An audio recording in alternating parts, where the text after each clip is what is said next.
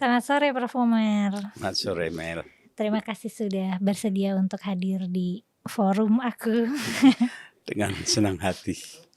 Jadi gini Prof, kan Prof. Umar nih sudah banyak sekali kiprahnya di dunia pendidikan Islam. Rektor di UIN Syarif Hidayatullah, terus rektor pertama Universitas Islam Internasional Indonesia. Benar kan ya urutannya? Universitas III, Islam Internasional Indonesia. Ya. Terus Prof juga mendirikan sekolah Madaniyah. Ya. Apa aja sih Prof? Boleh cerita dulu nggak? Kayak Ya saya ikut terlibat mendirikan beberapa sekolah. Yang pertama sekolah Madaniyah di Komplek Kahuripan Bogor. Itu pesantren atau sekolah? Sekolah internasional. Terus saya juga ikut mendirikan sekolah korban tsunami Sukma Bangsa di Aceh itu 3 tempat. Ada lagi saya juga ikut mendirikan sekolah Avicenna itu punya Medco. Saya juga pernah mensponsori berdirinya penegrian Universitas Tidar Magelang. Dan berapa sekolah-sekolah saya ikut aktif, semacam ikut membina, misalnya Al-Izhar dan yang lain. Itu sekolah-sekolah yang Prof. Komar urus itu kebanyakan landasannya itu pendidikan Islami gitu ya? Ada 2 macam kalau sebut Islam itu ya. Yang umum sebut sekolah Islam yang namanya pakai itu ya. Oh iya. Ya, yang Al-Islamiyah, Al-Khairiyah, kalau Universitas Asy-Syafi'iyah, Thahiriyah gitu kan. Yang kedua kalau Madaniyah itu Islami, berangkat dari pemahaman, keyakinan, pandangan keislaman saya. Dulu di abad tengah, sekolah-sekolah yang didirikan umat Islam itu kan leading, unggul. Yeah. Sehingga orang-orang non-muslim itu berdatangan menjadi kiblat benchmark dunia. Nah saya ingin ketika mendirikan Madaniyah juga seperti itu.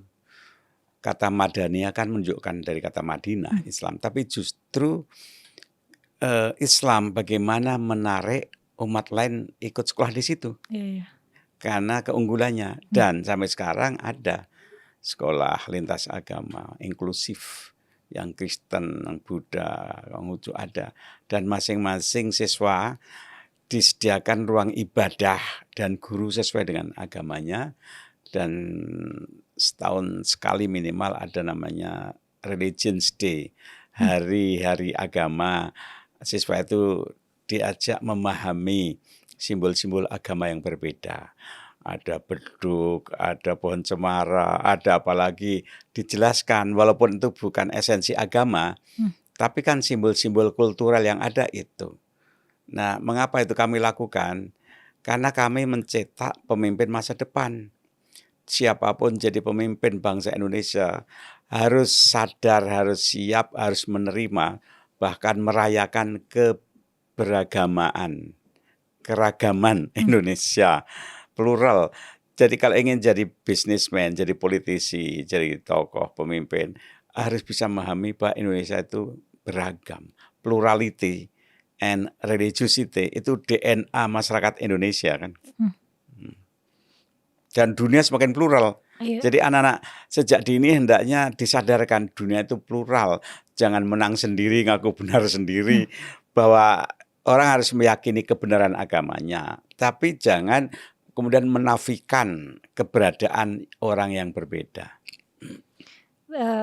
Kalau secara pasar pendidikan gitu, pendidikan Islam itu sekarang trennya lagi mulai nggak laku atau itu hanya terbatas pada lembaga-lembaga pendidikan Islam yang eksklusif aja?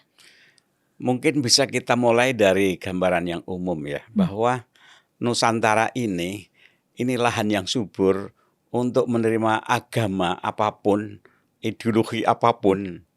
Dulu kan Hindu, Buddha, simbolnya saja Borobudur, Prambanan, Sriwijaya menunjukkan betapa suburnya masyarakat Nusantara ini untuk menerima agama. Jadi religius.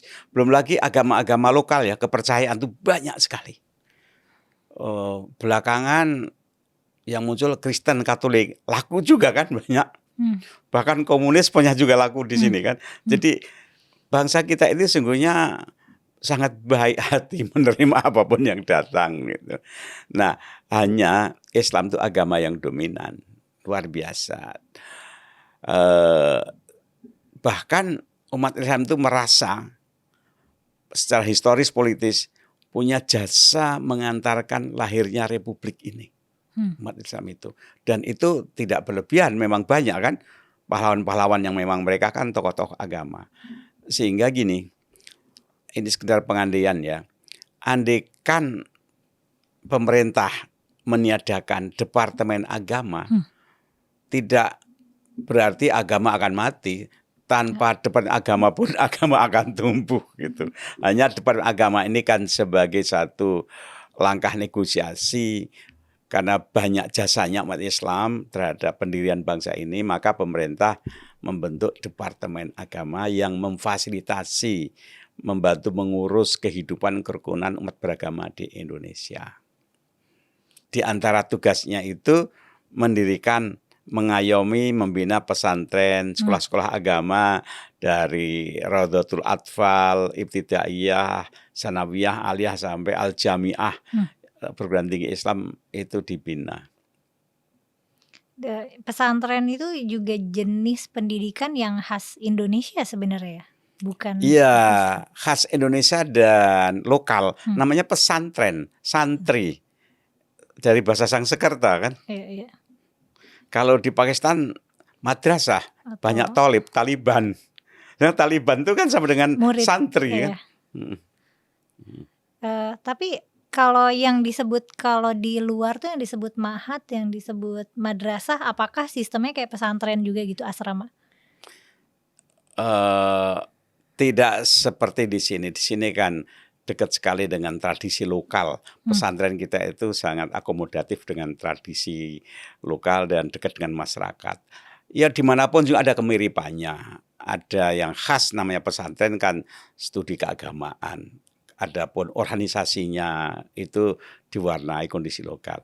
Nah di Indonesia, kembali pada pertanyaan Mela tadi gini. Pada zamannya dulu masa agraris, ketika secara ekonomi orang itu cukup menggantungkan pada hasil panen sawah, pesantren itu laku keras. Pesantren itu sebagai pusat keilmuan. Dan kiai-kiai itu kaya. Bahkan santri itu datang ke situ, numpang hidupnya pada kiai dengan garap sawahnya, kebunnya.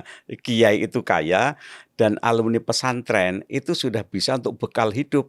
Bahkan alumni pesantren itu sudah ditunggu-tunggu oleh calon mertua pada waktu itu ya, pada zaman agraris ya. Tapi ketika masuk kehidupan modern, ekonomi kota, jasa, masuk era industri, maka pendidikan pesantren kelihatannya ya sebagian orang dianggap tidak promising, tidak menjanjikan. Sehingga ada saatnya pesantren itu pernah naik, tapi ada saatnya pesantren itu semakin menurun. Sekarang ini minat ke pesantren turun.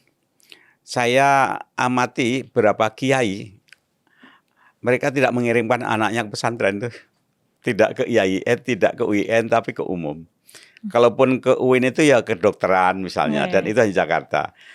Kemudian alumni pesantren yang jadi dosen di UIN misalnya, mereka tidak mengirimkan anak-anaknya ke pesantren tuh, padahal mereka alumni pesantren. Disinilah ada pertanyaan, mengapa mereka tidak tertarik? Berarti kan mereka kurang percaya mengirimkan anaknya ke sana kan. Nah ini yang sungguhnya perlu disurvei oleh Kementerian Agama. Sehingga menjadi bahan pertimbangan untuk memikirkan meninjau ulang kurikulum yang ada. Menurut Prof. Komar, PR besarnya ada di kurikulum. Mungkin kayak kualitas akademiknya itu perlu direformasi atau apa kalau pesantren?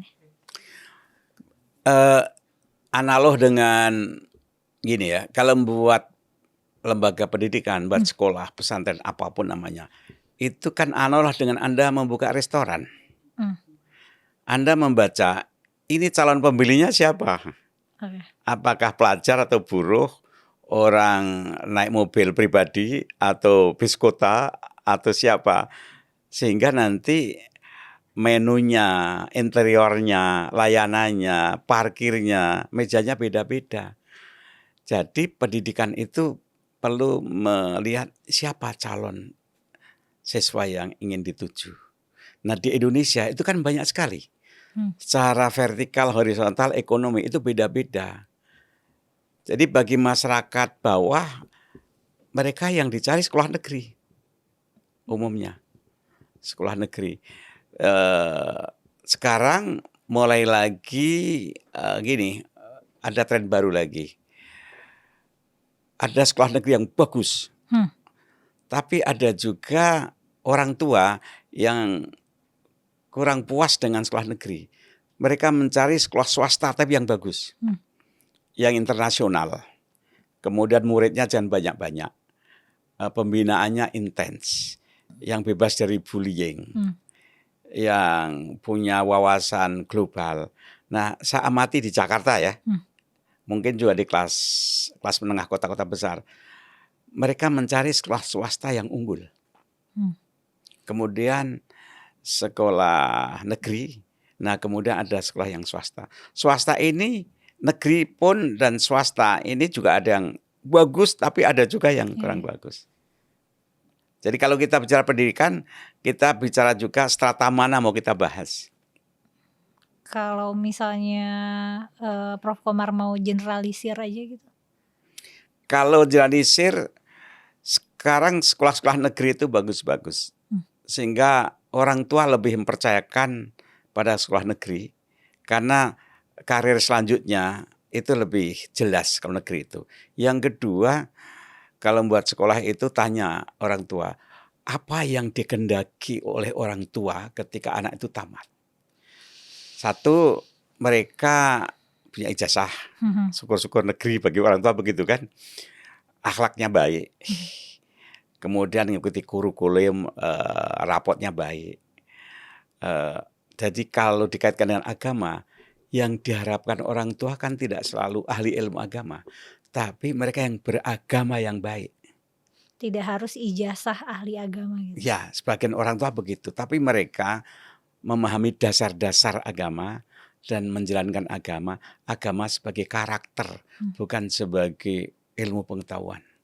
Karena kalau misalnya sebagai ilmu pengetahuan dan diharapkan menjadi jalur karir tertentu, itu agak sempit pasarnya.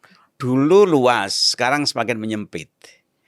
Sekarang diperlukan ahli agama karena masyarakat kan perlu bimbingan agama.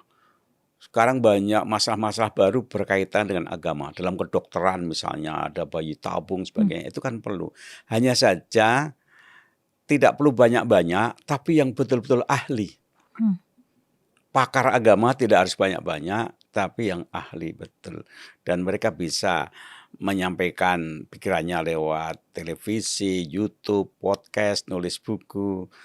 Kalau pendidikan agama, misalnya ada IAIN, UIN, tapi kalau ilmu agamanya juga tanggung, yang bidang sains juga tanggung, nah ini kalah bersaing. Jadi sebenarnya yang bikin pasarnya menyempit tuh karena kalah saing ya?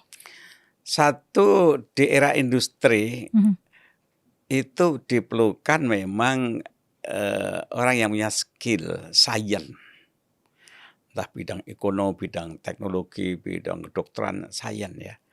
Itu yang diharapkan orang tua kalau punya anak kan bisa mandiri. Iya, betul. Kalau anakku hafal Quran gitu. Tapi kalau hanya itu saja nggak punya skill, agak repot juga karirnya kan. Karirnya bikin lembaga tahfidz lagi. Itu bagus ya, tapi tidak cukup. Kalau dulu atau di beberapa daerah masih, tapi kalau memasuki dunia industri bidang jasa itu kan kurang. Yang berikutnya,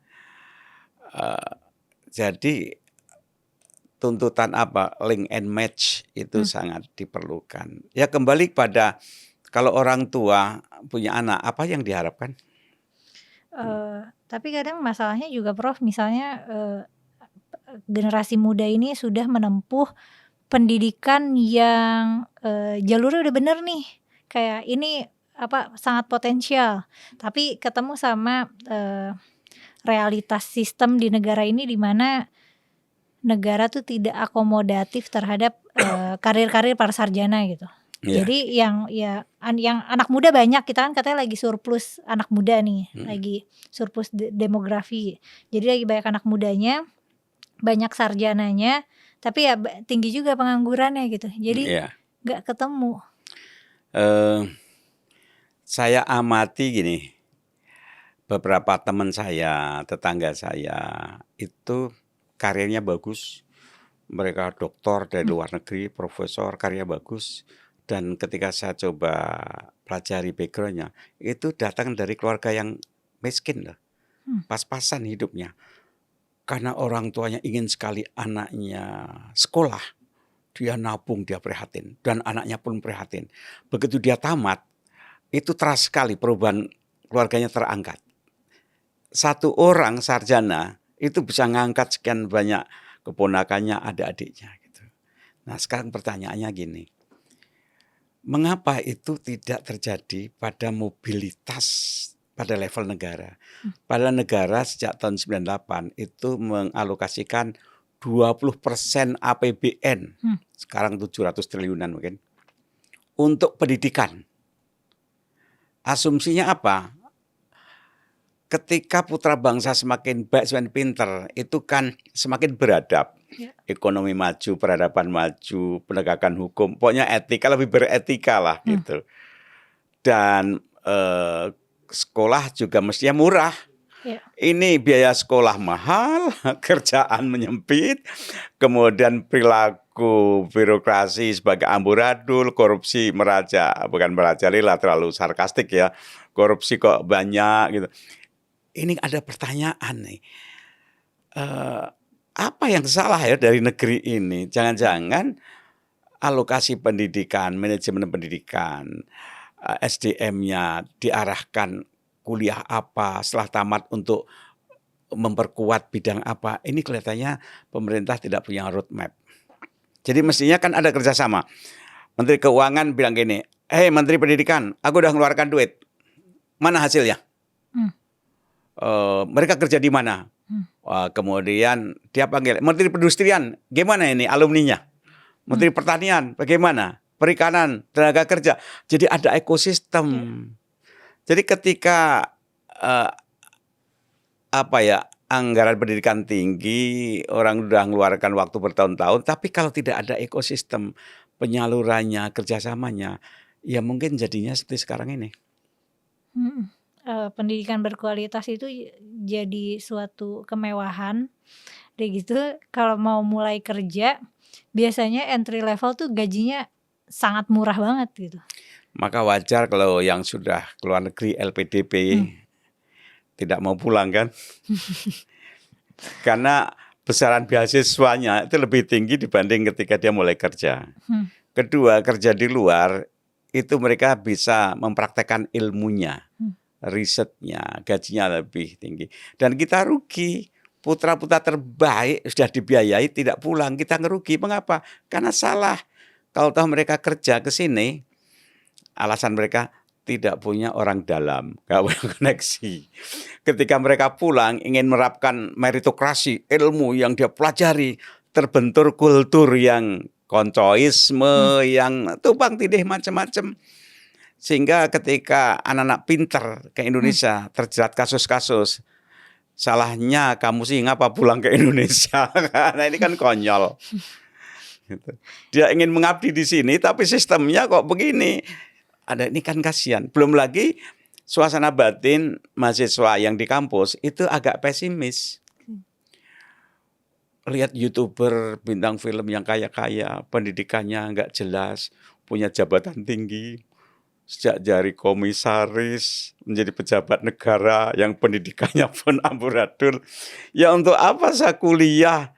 Ya untuk apa saya training? Untuk apa situasi ini harus diakhiri? kalau begini terus kita kehilangan bonus demokrasi. Banyak loh ojol-ojol tuh yang sarjana. Iya, benar.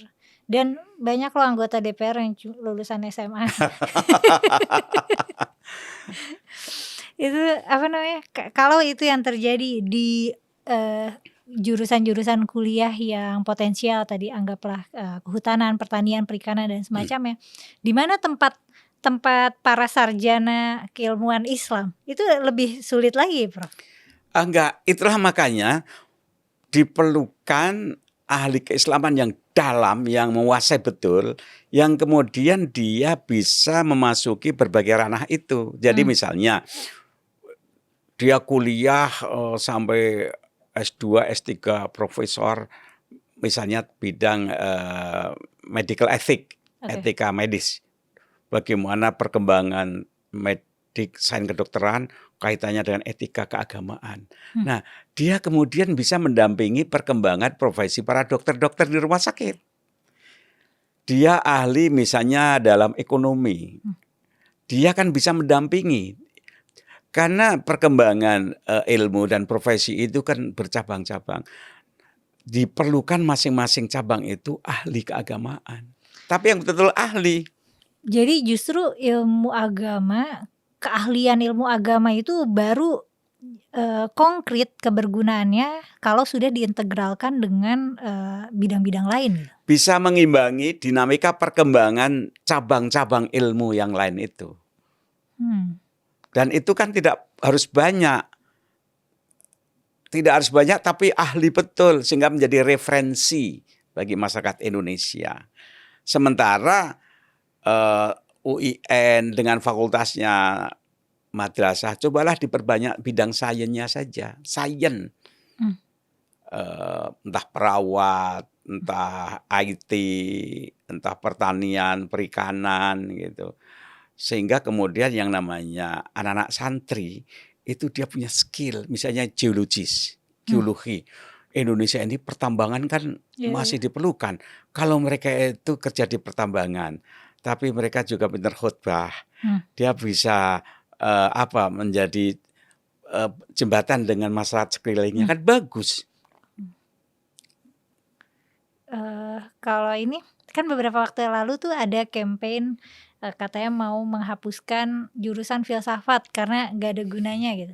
Karena kenapa ya? Apa karena nggak ada gunanya atau karena secara karir nggak ada harganya? Aku lupa tepatnya campaign itu untuk apa. Tapi Prof Komar sendiri kan Prof punya degree filsafat ya? Pendapat Prof gimana?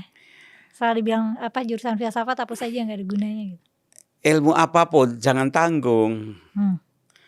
Studi Al-Quran tapi tanggung, nanti malah buat bingung. Apapun tuh yang serius. Jadi studi filsafat itu kalau hanya S1 tidak serius, tidak mendalam, itu kalau dosen saya dulu mengatakan ibarat tukang pancing dilarikan ikan. Tukang pancing dilarikan ikan, maksudnya gimana? Hanyut. Oh, ke bawah arus. Ke bawah arus malah bingung, nggak jelas kan. Tapi kalau sampai diteruskan mendalami, itu filsafat itu kan digunakan dalam semua cabang ilmu. Semua ilmu itu butuhkan pendekatan logis, kritis, kan, radikal. Bidang filsafat itu kan ontologi, kita bicara tentang yang hakikat yang ada. Semua ilmu kan butuh pertanyaan itu, lebih-lebih hidup. Kemudian epistemologi, bagaimana asal-usul ilmu, bagaimana menilai bahwa ilmu itu valid, tidak cacat epistemologi. Lalu etik, semua ilmu ada bidang aksiologi, gunanya apa, manfaatnya apa, etikanya apa. Semua ilmu kan butuhkan itu. Jadi kalau studi filsafat yang mendalam, kemudian ambil spesialisasinya bidang apa, misalnya filsafat politik, filsafat sosial, filsafat ekonomi, semuanya akan memerlukan. Jadi kalau misalnya cuma di permukaan doang, ya itu bakal hanyut. Tapi kalau misalnya mendalam dan spesialisasi itu bisa buat problem solving gitu. Ada masalah yang bisa dipecahkan. Dan itu juga yang terjadi di studi Islam gitu. Kalau cuma di permukaan doang ya relatif nggak ada gunanya, tapi kalau mendalam, apalagi kalau dihubungkan dengan bidang lainnya gitu, baru bisa memecahkan masalah-masalah sekarang gitu? Kalau kita amati ya karir-karir sarjana muslim dan mubalek ulama itu kan ada yang memang lebih banyak hiburannya. Mmm. Tuntunan dan tontonan dan entertainment itu jadi satu. Ya nggak apa-apa, itu perlu mereka itu. Udah letih perlu dihibur kan. Ceramahnya lucu, pesan-pesan tentang kabar gembira tentang surgawi itu kan penting sekali. Jadi ini memang penceramah model ini menyesuaikan masyarakat. Kalau terlalu tinggi nanti tidak paham. Mhm. Nah, itu diperlukan bakat yang memang lucu-lucu dan itu diperlukan. Tapi problem masyarakat kan ada yang perlu hukum yang mendalam. Ya. Sehingga harus ulama ahli fikih yang mendalam. Kemudian ketemu dengan alumni-alumni yang sekolah sains, yang mereka merasa aku bisa hidup tanpa agama, tapi aku nggak bisa hidup tanpa sains. Nah, ini perlu ulama ahli agama yang bisa berdialog dengan mereka. Bahwa kamu perlu hidup ini dengan agama, tapi harus punya kemampuan bisa mengimbangi, kalau syukur-syukur mematahkan argumen mereka, layaknya Ghazali Ibn Rus. Mereka bisa mematahkan filsafat setelah dia menguasai filsafat. Inilah saya katakan tadi, agama perlu tapi harus dalam. Yang lain coba satu, untuk keperluan dirinya, karakter building. Selebihnya kurikulumnya diperkuat bidang sains. Kalau misalnya tadi kan kalau gimana ya, tadi kalau Prof. Komar ketika kita berbicara tentang cendekiawan studi Islam itu kan tidak sama dengan penceramah. Ya. Kan, dan malah jadinya pasar penceramah itu kan sebenarnya diisi orang-orang yang pintar ngomong, pintar berkelakar gitu, yang terampil bicara ke penonton.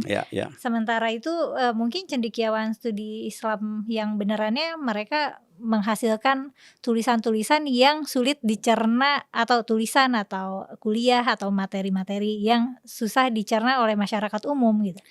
Dia mungkin bisa bekerja pada bidang-bidang yang strategis, yang membuat kebijakan publik, perencanaan.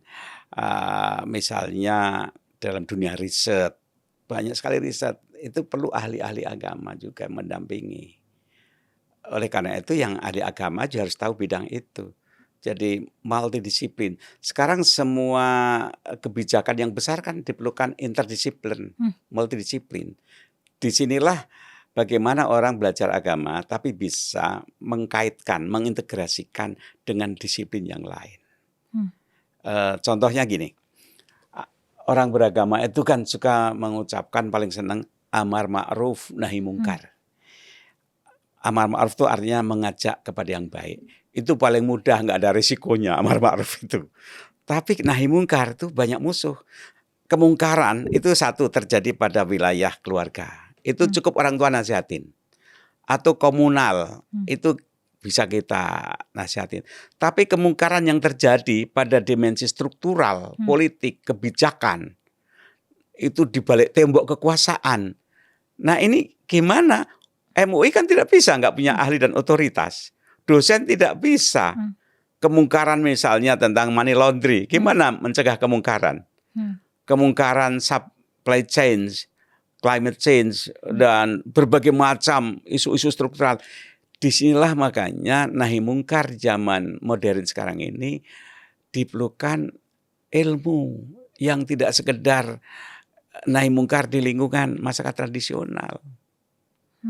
Jadi tugas polisi, kehakiman, KPK ini nahi mungkar. Oleh karena itu umat Islam harus ada yang menjadi polisi tapi yang pintar berintegritas. Menjadi hakim yang pintar, yang punya integritas, kuat. KPK integritas. Karena disitulah institusi yang nahi mungkar. Tapi kalau yang ngisi itu tidak punya integritas yang kuat, ya repot bangsa ini. Kalau dari kualitas pendidikan, kualitas pengajaran, dan kualitas lulusan, terutama di studi Islam itu sebenarnya kita tuh kualitasnya ada di mana ya, kan kadang kita tuh masih suka silau sama misalnya, wah dia lulusan Mesir, dia lulusan Madinah gitu, atau, lulusan Qatar atau mana gitu. Sebenarnya kalau kiblat pendidikan studi Islam itu, kita itu kemana atau jangan-jangan kitalah kiblat itu sendiri gitu? Di Indonesia ini merupakan laboratorium kultural. Karena ketika Islam datang ke bumi Nusantara ini sangat kaya betul. Makanan, tradisi, musik, seni luar biasa, lebih kaya banding Arab. Sehingga ketika Islam ke sini itu memperkaya budaya lokal dan diperkaya oleh budaya lokal. Dari Aceh sampai Indonesia Timur itu kan warna lokalnya tinggi sekali. Nah, kemudian kita juga perlu mengapresiasi budaya dari Arab Timur Tengah. Bagaimanapun juga pesan Islam itu disimpan di dalam Al-Quran berbahasa Arab. Kedua, manifestasi agama itu pernah berjaya di lingkungan dunia Arab abad tengah. Jadi itu perpustakaan yang hidup abad tengah itu. Oleh karena itu tanpa mengetahui bahasa Arab, sejarah peradaban Arab, ada satu khazanah ilmu yang hilang. Sehingga kita perlu belajar. Tapi substansinya tadi, jangan hanya bungkusnya, esensinya, bukan Arabismenya, knowledge-nya, Islamnya itu. Yang kedua, kita perlu juga mengapresiasi belajar tradisi Barat, critical thinking. Pendekatan empiris, rasional, eksperimentasi, laboratorium, tradisi yang radikal dalam dunia sains. Sehingga perlu, kalau di dunia Timur Tengah, Arab melahirkan kekayaan tradisi dan sumber normatifnya, Barat memberikan sumbangan pemikiran kritis, inovatif, critical thinking. Laboratoriumnya di Indonesia. Kalau tiga itu bisa dikembangkan di Indonesia, Indonesia akan menjadi benchmark kiblat salah satu studi Islam itu di Indonesia. Dan itulah sungguhnya mimpi kami ketika kami bersama kawan-kawan mendirikan Universitas Islam Internasional Indonesia. Pengalaman kami menarik. Mahasiswa yang kesini, mahasiswa asing dari Timur Tengah, juga dosen-dosen, kagum dengan Indonesia itu. Hubungan antara agama harmonis, baik, substantif. Yang ribut kan di medsos saja kan sungguhnya. Tapi masyarakat umumnya itu kan sungguhnya baik sekali. Itu bagi mereka kagum loh. Jadi kalau Anda belajar misalnya di Afghanistan studi Islam, suasana di luar kelas ribut itu mempengaruhi dalam kelas. Anda belajar ke Yaman, di luar kuliah ribut, ya itu mempengaruhi suasana batin. Nah di Indonesia damai. Mereka merasakan suasana di luar kelas damai itu mereka rasakan. Dan itu, hal yang Prof. Komar perjuangkan dulu ya. Jadi mempelajari studi Islam dengan pendekatan metode Barat gitu. Mengambil keunggulan dari Timur Tengah apa keunggulannya, dari Barat apa, kemudian dibawa, diintegrasikan untuk membangun Indonesia. Jadi sebenarnya kalau pendidikan studi Islam itu kita nggak ada kiblat tertentu gitu ya? Tidak ada. Yang penting ada fundamental values Islam itu apa. Kan ada instrumental values-nya, ada institusinya. Sekarang misalnya untuk studi keilmuan di McGill Kanada itu kuat banget tuh kepustakaan yang Islam. Jadi kalau Anda ingin belajar Islam klasik itu di sana juga dosennya, gurunya bagus-bagus dan datang dari Timur Tengah sebagian. Di Chicago juga, di Harvard juga. Jadi sekarang ini pusat studi Islam sudah terpencar-pencar di mana-mana. Tergantung bidang apa. Apa kayaknya masalah ahli agama di Indonesia itu kebanyakan tapi nanggung semua ya. Jadi kita semua hafal banyak, bisa baca Quran, misalnya ngaji kitab apa gitu.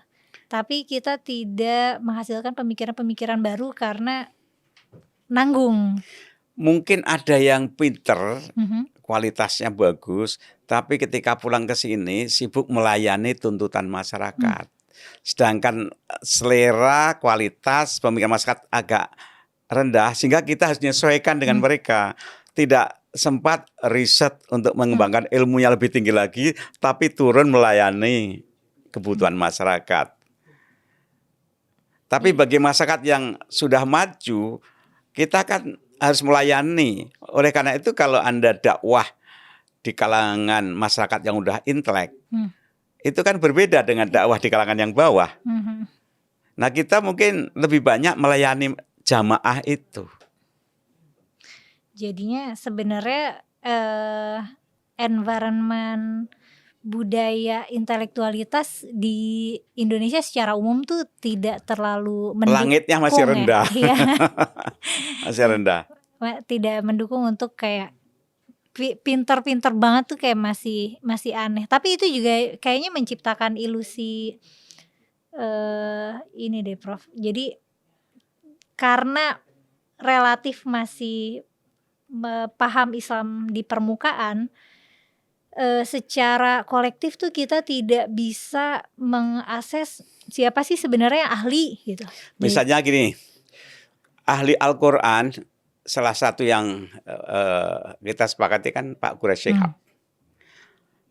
Tapi yang populer ceramah di hadapan masyarakat umum ya mungkin A'agim kan. Iya, iya.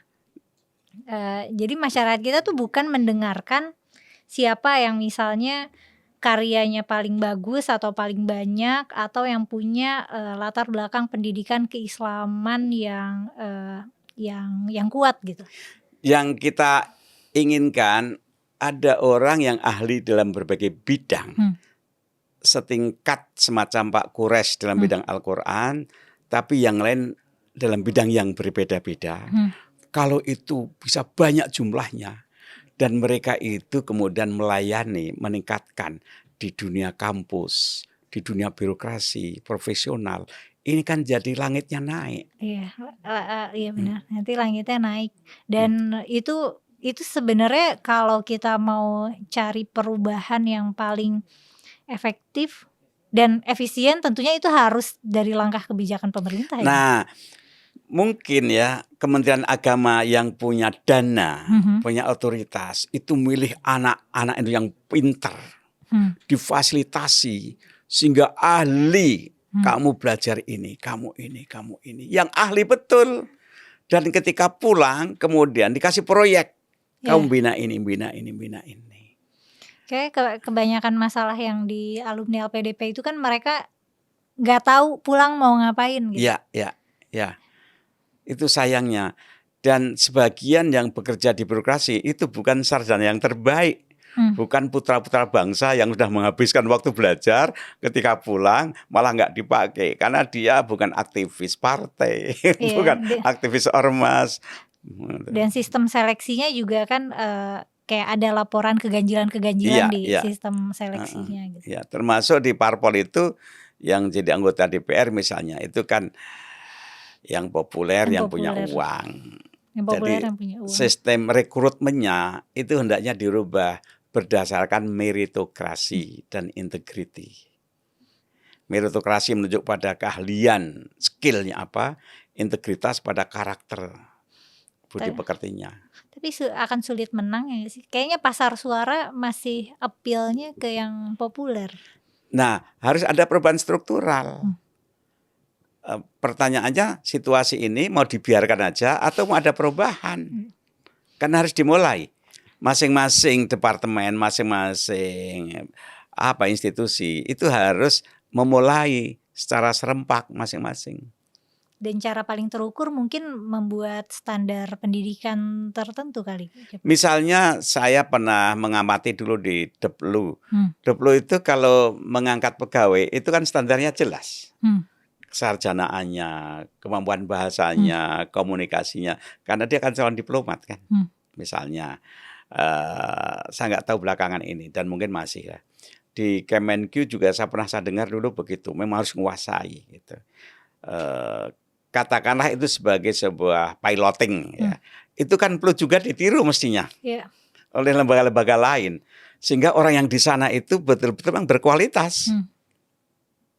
Tapi pertanyaannya, apakah betul itu dilakukan di semua departemen seperti itu? Nggak tahu. Kelihatannya kan meragukan kan. Tapi kalau misalnya sejujurnya aku Prof, aku tuh pesimis. Aku termasuk yang pesimis pada masa depan pendidikan negeri ini secara umum. Tapi kalau misalnya Prof Komar, menurut pemantauan, menurut pengamatan Prof, prediksinya kita tuh sudah di arah yang benar nggak sih gitu? Trajektorinya udah benar nggak gitu? Dalam 10, 20 tahun, 20 tahun lagi, apakah kita sudah menjadi bangsa yang lebih baik? Karena kan Prof bilang tadi pendidikan itu cara kita untuk naik kelas gitu, yang membuat kita jadi lebih beradab, lebih beretika, penegakan hukum kita akan lebih adil. Pokoknya langkah pertama dan utamanya itu pendidikan. Nah, apakah ke depannya kita akan mengarah ke sana gitu? Karena aku jadi khawatir pada masa depanku dan masa depan anak-anakku, apakah Iya. kita akan hidup di environment yang maju gitu. Ada hal yang bagi saya cukup menggelisahkan gini. Hubungan penguasa, pemerintah, negara, dan rakyat sejak zaman penjajahan sampai sekarang relatif tidak berubah.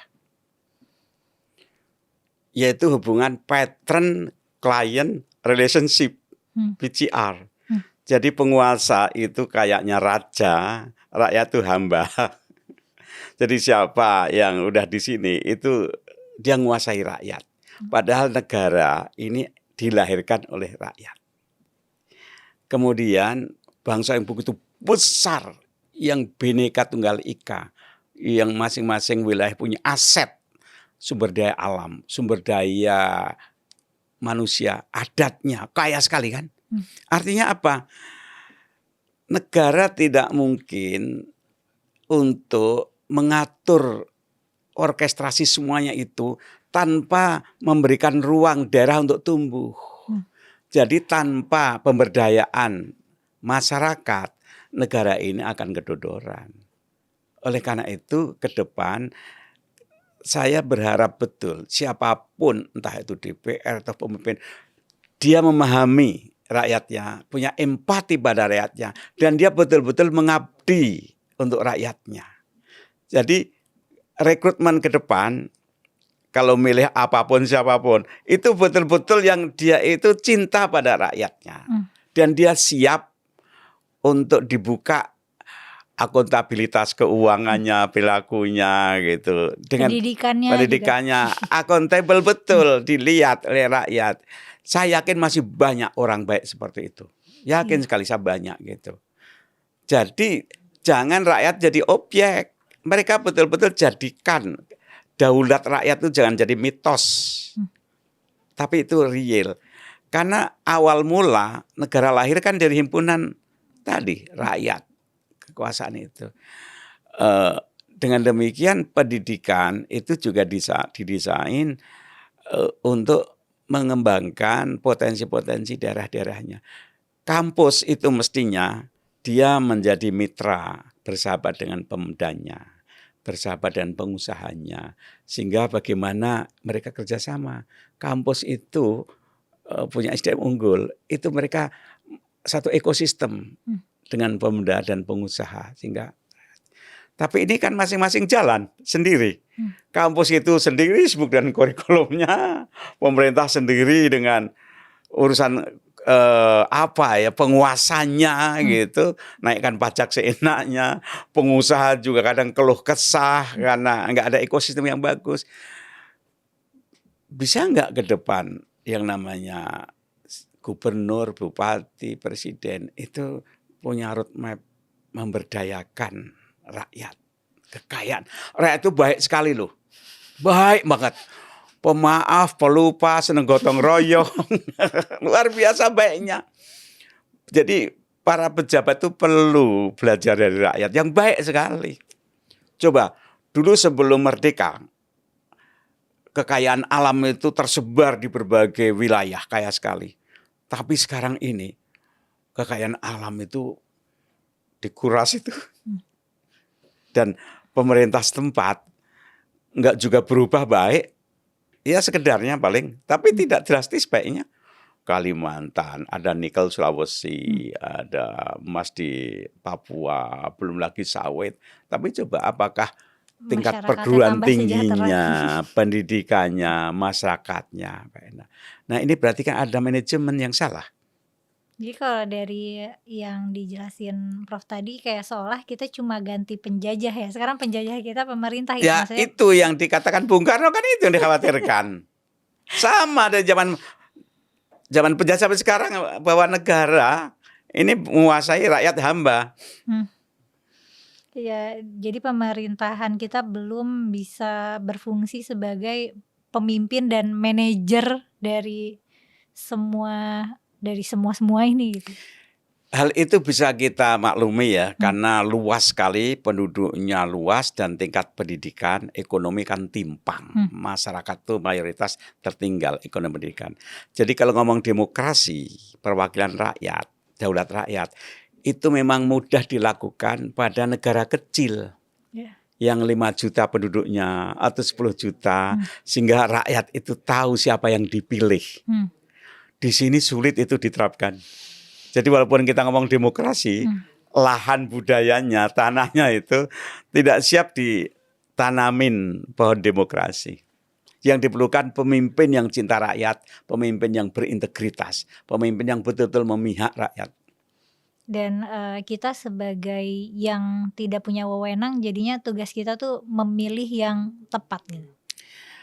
Penyadaran masyarakat. Jadi banyak sekali dilakukan. Jangan pilih orang yang memberi uang kamu, bapak itu uang sogokan. Nah, pendidikan agama itu sebenarnya kelebihan apa? Dia punya akar, punya hubungan emosional dengan masyarakat, dan dia punya institusi mobilitas vertikal. Jadi strategis sekali sesungguhnya. Pendidikan Islam dan agama itu strategis kalau dia melahirkan teknokrat-teknokrat, ilmuwan-ilmuwan yang memang handal.